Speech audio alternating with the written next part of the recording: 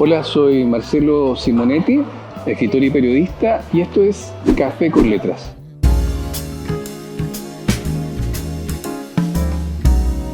Estamos acá en el espacio Café Literario de Ñuñoa. Me han invitado a recomendar algunos libros y voy a partir con Del color de la leche, de Nell Leishon, una escritora británica a la que llegué por una recomendación de los libreros de Madrid.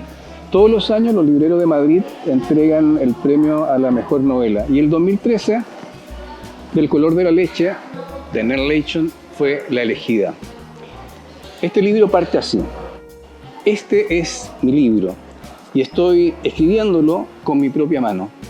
En este año del Señor de 1831 he llegado a la edad de 15 años y estoy sentada al lado de mi ventana y veo muchas cosas. Veo pájaros y los pájaros llenan el cielo con sus gritos. Veo los árboles y veo las hojas. Es una suerte de diario de vida que escribe esta adolescente para dar cuenta de un hecho que se revela sobre el final y del cual no voy a hablar, pero que tensiona la novela de una manera bastante impactante. Creo que es un libro que nos ayuda a entender la importancia de la escritura y nos sumerge dentro del mundo del abuso infantil. Es un libro que tiene uno de los finales quizás más desgarradores y memorables que yo recuerdo, y lo recomiendo porque la autora logra impostar la voz de un adolescente que ha comenzado a escribir. No digo la voz en realidad porque el texto es la escritura de aquello que Mary, la protagonista, tiene para contarnos. Es un libro que se lee con mucha facilidad, que tiene una tensión dramática pocas veces vista y que, como les digo, tiene un final que es realmente conmovedor. Del color de la leche, de Nell Leishon. El otro libro que quiero recomendar es de una autora chilena, María José Ferrada. María José Ferrada partió escribiendo poesía, luego desarrolló una carrera en el mundo de la literatura infantil. De hecho, yo me inicié en la literatura infantil a partir de un taller que ella dictó y que yo tomé allá por el 2013.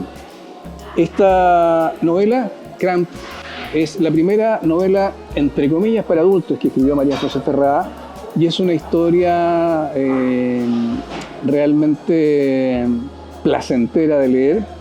Está escrita desde el punto de vista de una niña de 8 años que tiene una particular relación con el mundo de los adultos y específicamente con su padre, que es un vendedor viajero. En alguna medida es el relato de un Chile que ya no existe, el relato de ese Chile donde el oficio de vendedor viajero era habitual, donde había adultos que recorrían el país de norte a sur vendiendo productos, como el padre de la protagonista que vende artículos de ferretería, marca Cramp, de ahí el título. Sin embargo, hay un trasfondo importante que se revela en la segunda mitad del libro que tiene que ver con el contexto histórico en el que esta historia se desarrolla, que son los años más duros de la dictadura.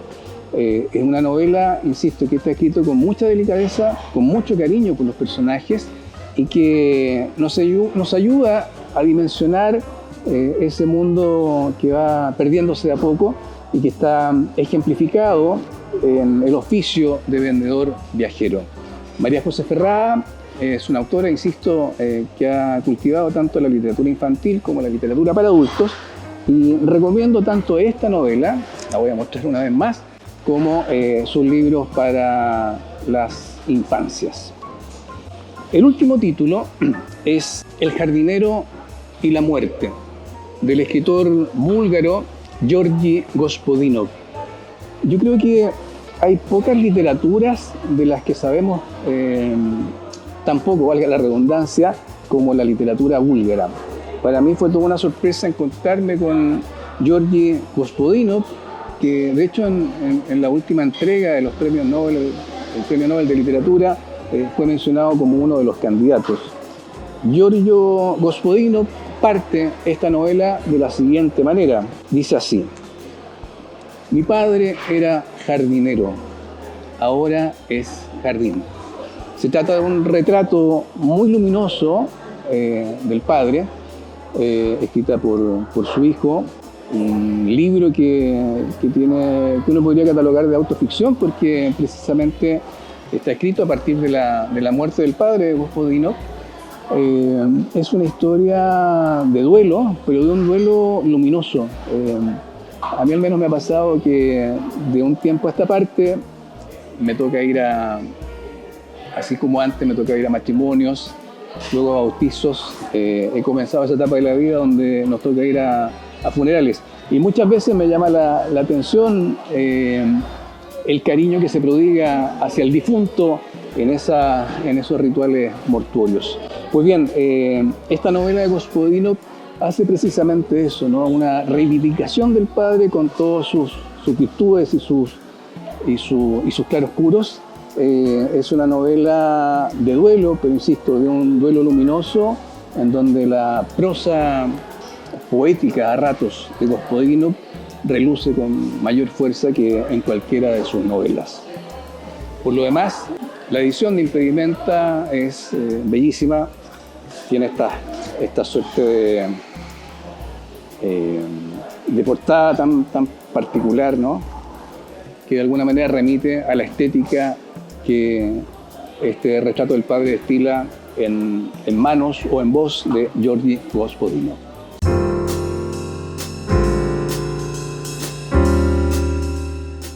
Bueno, me llegaron por el correo mágico, algunas preguntas de los lectores. No quise abrirlas con antelación para sorprenderme, así que son 3 preguntas. La primera dice: ¿qué características tienen tus historias favoritas? Primero, yo creo que las historias que a mí al menos me seducen tienen que ver con el gozo estético de la lectura. Creo que una prosa cautivante es fundamental para que una historia reluzca, brille, cuando menos para mí. Eso de partida. Lo segundo que creo que es importante es la tensión dramática. ¿A qué me refiero con la tensión dramática?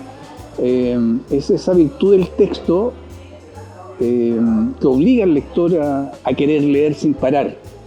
A partir de un procedimiento bien simple, ¿no? El autor propone algunas preguntas y demora la entrega de esa respuesta, de tal manera que el lector se queda para poder resolver la incertidumbre que una buena historia le plantea. Y en último término, diría yo, la posibilidad de acceder a ciertos espacios íntimos de la historia, la posibilidad que nos brinda el autor del libro de poder ser testigos de ciertos momentos que, de no mediar la venia del autor, el lector no podría presenciar, ¿no? Me gustan esas historias que llegan que calan hondo en los personajes y historias de las cuales uno sale como si hubiera podido conocer en profundidad a los protagonistas de esa historia, ¿no? Esa sería la respuesta a la primera pregunta. La segunda pregunta dice: ¿cómo influyó tu trabajo de periodista al momento de escribir historias? Bueno, yo trabajé largo tiempo como periodista, por lo menos 86, casi 30 años, y creo que el oficio de periodista fue fundamental a partir de 2 cosas. Primero, la posibilidad de investigar las historias que quiero escribir. Sin ir más lejos, yo tengo 2 libros puntualmente que requirieron una investigación importante. Uno se llama El fotógrafo de Dios, que narra la historia en torno al mito de Sergio Larraín, quizás el fotógrafo más importante de la historia de la fotografía nacional. Y el otro es La tradición de Borges, que narra la historia de un falso Borges, que cuando el verdadero muere en Suiza, lo convencen de que quien murió es un Borges apócrifo, falso, y que el verdadero es él, ¿no? Un actor de medio pelo, cuyo único papel importante en su carrera como actor ha sido interpretar el papel de Borges. Menciono estos 2 casos, o estos 2 libros que me pertenecen, porque me implicaron realizar una investigación del personaje de Borges y del personaje de Sergio Larraín para poder trabajar la ficción casi como si fuera una historia real. Por lo tanto, la investigación que me brindó, las herramientas investigativas que me brindó el periodismo, para mí han sido cruciales a la hora de escribir libros, sobre todo libros que tienen un asidero en la realidad. Y en segundo término, creo que ha sido importante el periodismo ante la imposibilidad del bloqueo mental, ¿no? Para nosotros los periodistas, cuando menos cuando yo ejercía como periodista, no existía la página en blanco.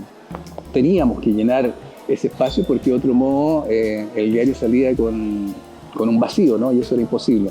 Así que yo diría que tanto en el tema de la investigación como en el tema de la necesidad de escribir a cualquier costo y contra el tiempo, son dos herramientas que el periodismo me brindó y que me han ayudado a escribir las historias que he escrito.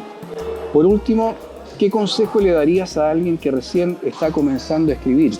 Lo primero que le diría es que no se apure en publicar. Creo que cuando uno es joven tiene una pulsión o una urgencia por llegar rápidamente a la letra impresa y siento que en ocasiones eso es un error, ¿no? Los textos, las ficciones necesitan una maduración y creo que la prisa es la peor consejera en esos términos para los escritores que están iniciándose o los escritores emergentes. En segundo lugar, yo creo mucho en la honestidad autoral. ¿A qué me refiero? Creo que es importante concebir la ficción, incluso la no ficción, como una forma en que el autor se vacía en el texto. Creo que todo buen escritor debiera aspirar a eso, ¿no? A vaciarse en los textos que escribe. Y en ese sentido, creo que uno debiera hacer o aspirar a una suerte de honestidad escritural, ¿no? Que las ficciones que uno concibe, por muy distintas a la vida del autor que sean, reflejen de alguna forma la esencia de cada uno, la mirada que uno ha ido cultivando respecto de la vida.